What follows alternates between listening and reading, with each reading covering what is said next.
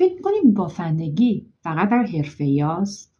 کاملا اشتباه. توی این ویدیو قراره با هم دیگه یاد بگیریم که چطور فقط با یه گره پایه وارد دنیای بافندگی بشیم.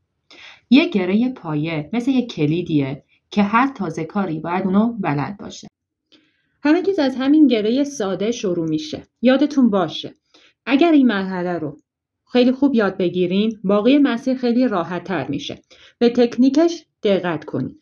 ببینید من الان اینو انجام دادم. دوباره میخوام براتون بگم این نخو این قسمت کوتاه‌ترش رو بین انگشت شست و اشاره نگه میدارم، دور انگشت اشارم میپیچم، یه ضربدر ایجاد میکنم.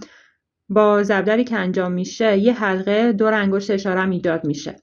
قلابم رو زیر این حلقه میبرم، نخ بلندتر که به کلاف وصل میشه رو میگیرم، میارم بیرون و نخ کوتاه‌تر رو ببینید نخ کوتاه‌تر رو میکشم و گرم ایجاد شد. این همین گره ساده است. حالا نوبت شماست. امتحان کنین. اولین گره هاتون رو به هم نشون بدین. یادتون نره اگه سوالی دارین یا نکته‌ای یاد گرفتین حتما برام بنویسین. اینجا شروع مسیر جذاب شماست.